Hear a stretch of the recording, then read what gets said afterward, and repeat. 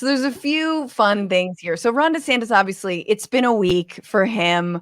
The announcement on Twitter, not so good, a little shaky. Like, we didn't even on this show because it's so much happens, but oh my God. Like, it was worse than we even thought it was going to be. Yeah, 100%.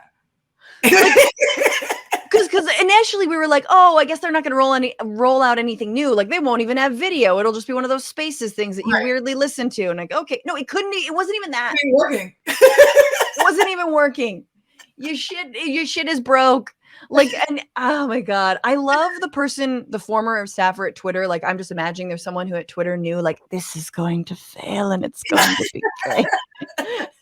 So the former engineer, like Spaces, like the person who created Spaces are going to be like, it's going to fail at the right moment. Yes, and just the right time. When I tuned in, it sounded like a crypto podcast.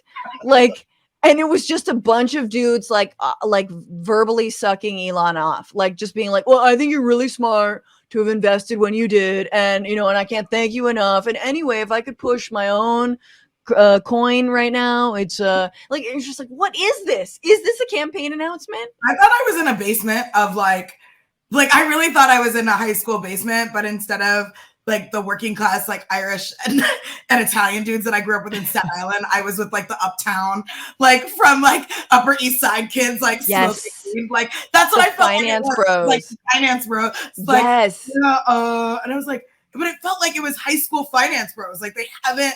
Yes. Like they never aged, and like mentally or physically probably, but like they never aged. That's what I felt. I was like, wow, this is. I love that. Like, well, because I went to NYU, like I know that finance bro. I would argue with finance bros in my college classes. That's what I would do. But yeah, so there's a few moments this week, just to bounce back from that. One of the big things is apparently Ron DeSantis there's no clarity on how he actually pronounces his name, if it's DeSantis or if it's DeSantis. DeSantis, he said it multiple times. Of course, the New York Times had to write a whole article about it. And here he is answering a journalist's question, and journalists in air quotes, because this is clearly a setup. Here he is answering the question how he pronounces his name. I've got a long last name, European name, Steinhauser. There's been some confusion over your last name and the pronunciation, and I'm just wondering, to correct the record, what is it? Oh, that's ridiculous, these stupid things. Listen, the way to pronounce my last name, Winner. That's like a Charlie Sheen moment. That was definitely reminded me of Charlie Sheen. Like, oh yeah. Winner. Like it also feels, is it real? Like, is that journalist being set up to just ask him that? It kind of sounds like he's being legit. Like, well, I've got a long last name, Steinhauser. Like, what about you? Like, and nothing says, like, if someone asks me how to pronounce my name, I'm gonna say it. I'm not gonna be like, it's pronounced that bitch. You know what I mean? Right. Does he not know, or is it that it is DeSantis and we've been saying DeSantis for so long that he doesn't want to correct us? Like, I don't think he knows. I bet you he doesn't know. As like somebody who I have like two different pronunciations as somebody who actually does have two pronunciations of my name, like the way my family says it and the way that I say it to the world. Like, I get that, but I don't think he actually knows the correct thing. And I don't think he wants to piss off Italians. Like, I think that's like some Italian thing that is going to creep up on him later on. Columbus Day one day, he's going to go to like a Columbus Day parade. Is it DeSantis or DeSantis? Come on, bro. And he's not going to know. DeSantis. No, he won't know at all. And yeah, it is a Fox News reporter, so we'll see. Who knows? It feels like a little bit of a setup for him to be like, it's pronounced the Winner. Okay, so that was that.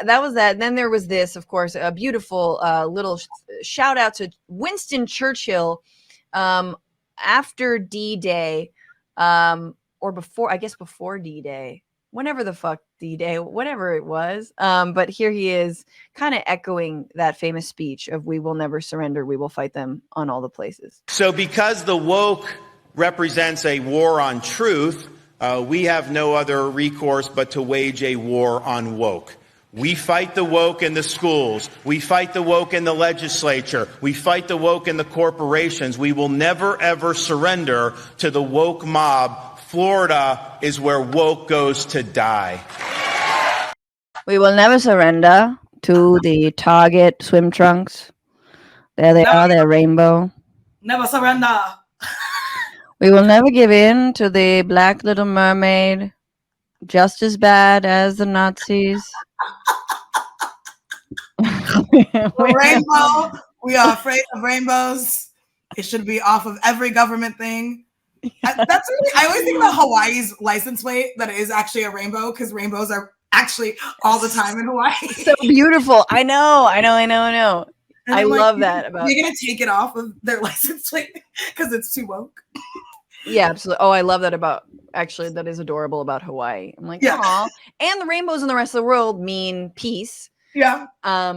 So anyway, just so ridiculous. The war on woke. But then here's a funny thing about woke. So Nikki Haley was she had her CNN, by the way, didn't learn from their town hall. They're like, okay, here's what we do. We'll give everyone a town hall. Yeah. So they gave Nikki Haley a town hall with Jake Tapper. Now they're going to give Mike Pence a town hall, whatever. And you get a town hall. You get a town hall. And you get a town. What about, what about that, like, that sort of rando, the first dude to declare the South Asian Republican running?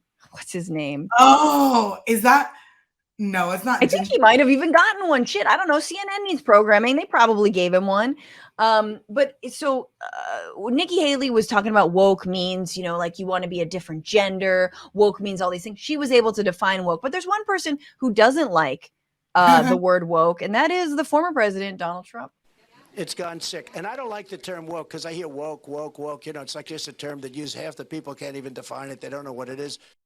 So that's Trump in Iowa. It was very low, but he said woke. I don't really like the term because they can't even define it. And what is this woke? And how is Donald Trump correct on this? So here. It's wild. It's wild. But it's perfect because Trump has definitely dabbled in the anti-trans stuff. He's dabbled in the culture war, but he is not trying to give DeSantis in this quest of, in this, again, small D energy primary, he's not trying to give DeSantis that word because DeSantis is that word. He's owned that word. Yeah. But also the thing about is that also, let's just remember, Trump doesn't care. Trump has a cultural clout that if you did blow in the 70s and he's been around some gay folks and New York City, obviously, and in fashion and all of these things. And so Trump actually isn't a zealot for this. That's why he doesn't care. And he's not going to make it his fight, right? He's not a zealot. He literally is just, Ramaswamy was the person that you were talking about. Thank you. Yeah. Ramaswamy. But he isn't, he's not a zealot. The scary thing about Trump is that he cares about himself and is an authoritarian in that way. It's not because he actually believes in these principles. So he doesn't care. If tomorrow all of the us woke people would follow Trump, he would embrace woke. He doesn't have, and that's DeSantis is trying to make that distinction. But I have to say that I hated the word woke for a while, and now I love it again because of how much these folks use it and hate it and can't define it. I kind of love it.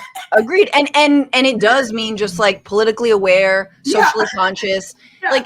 And it's a great it is a good shorthand for those things. Of course, they mean mostly Black people and gay people. But I think you're right. And that's what MAGA initially, why it was so different and why you did have those, Milo Yiannopoulos and openly gay, Republicans and toxic ass influencers who were embracing Trump because Trump didn't there was, he said the right thing when it came to abortion. And he got Mike Pence to get all the religious zealots on board. But it was a project for himself and him alone. It wasn't really, you're totally right. It wasn't about because he truly believes that, gay people are the devil. No, he doesn't believe that. But now the party is okay, we need to touch the gay people are the devil rail again because we got nothing. Yeah. And I think that the party, this is what I've been saying, which I think is really important, is look, and I think just on a global sphere, the tough on crime stuff has not worked for them. in the same way, like definitely people are scared, but when push comes to shove on voting, and in Democratic cities, like it hasn't, like Brandon Johnson is mayor of Chicago. Like